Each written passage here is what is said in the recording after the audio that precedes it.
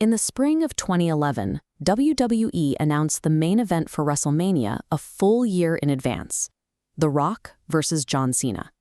This presented a massive logistical problem. The Rock hadn't wrestled a single match since March 2004. He was almost a decade older, carrying significantly more muscle mass for his film roles, and lacked the cardiovascular endurance required for a 30-minute professional wrestling match. Putting a rusty megastar directly into a singles match carried a severe business risk. If his conditioning failed under the bright lights, the resulting performance could compromise the hype for the company's largest financial event. Management booked a test run at Survivor Series inside Madison Square Garden to mitigate this. By structuring his return as a tag team match, they could tightly control the environment and manage his physical exertion.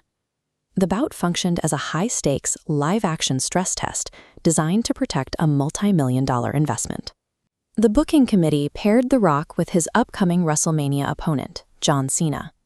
Across the ring stood The Miz and R-Truth, a duo known as Awesome Truth, who had spent the autumn wreaking havoc on the active roster.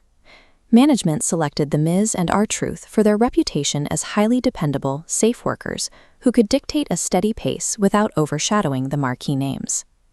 Awesome Truth provided the mechanical glue required to stabilize a potentially fragile main event.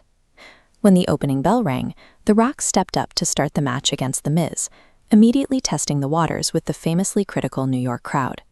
He executed a sharp burst of offense, hitting deep arm drags and securing a submission hold.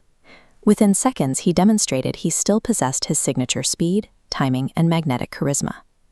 This chart plots physical exertion over 20 minutes. A sharp spike in the first 2 minutes gives the audience the nostalgia they wanted. Then, The Rock tags out. The line drops to 0, flatlining for the next 15 minutes.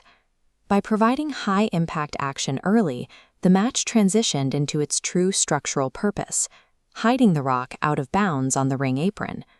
In the wrestling industry, the Ricky Morton is the designated partner who takes a prolonged, localized beating to build audience sympathy and anticipation. John Cena absorbed this role entirely. For the vast majority of the 21-minute match, he took relentless, methodical punishment from both The Miz and R-Truth. The crowd remained hostile toward Cena, chanting, "You still suck," even as he took the beatdown. WWE used this negative reaction to build a desperate anticipation for him to tag out. Look at the distribution of in-ring wrestling time.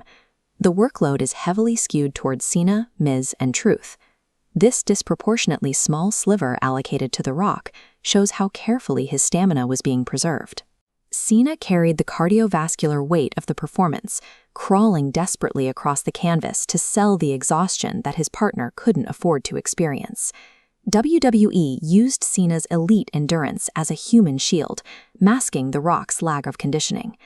The climax arrives when Cena hits his finishing maneuver out of nowhere. This creates the opening he needs to make a desperate hot tag to his partner.